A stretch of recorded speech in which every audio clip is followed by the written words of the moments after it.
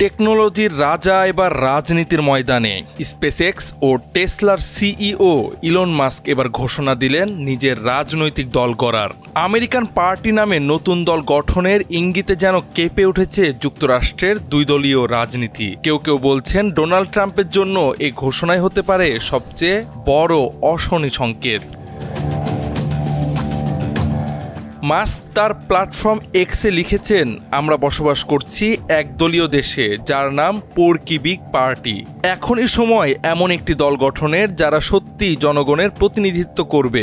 তার এ মন্তব্যে ফুটে উঠেছে আমেরিকার বিদ্যমান রাজনীতির প্রতি তীব্র অসন্তোষ ও আস্থা সংকট।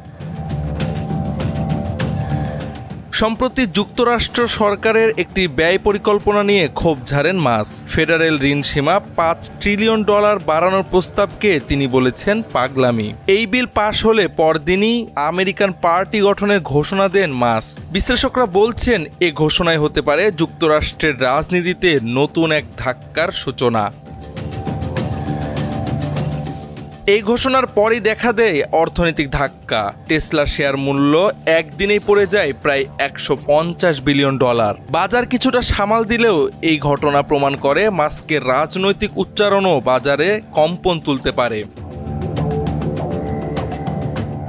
একসময় ট্রাম্পের ঘনিষ্ঠ ছিলেন মাস্ক। ট্রাম্পের নির্বাচনী প্রচারণায় অংশ নেওয়া থেকে শুরু করে ডিওজিইর প্রধান দায়িত্ব পালন সবই করেছিলেন আন্তরিকভাবে। কিন্তু পরবর্তীতে বাজেট, ঋণ ও নীতি নির্ধারণে ভিন্নমতের কারণে মুখোমুখি হন দুজন। মাস্ক ডিওজিই ছেড়ে দেন এবং ধীরে ধীরে ট্রাম্পের কড়া সমালোচকে পরিণত হন।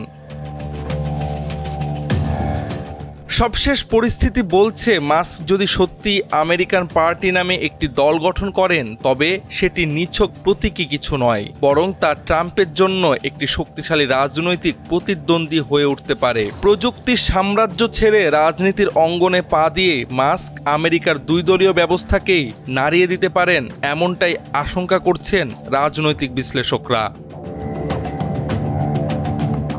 জাওয়াদ আহমদ, সময়ের আলো।